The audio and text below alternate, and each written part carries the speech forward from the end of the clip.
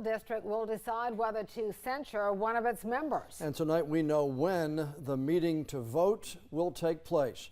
A special meeting will happen Friday afternoon at 2 o'clock.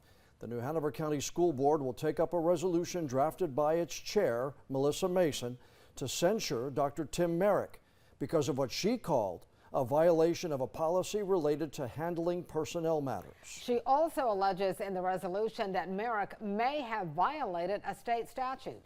WUCT reached out to several board members today for an interview on the resolution. None wanted to comment on camera until Friday's meeting.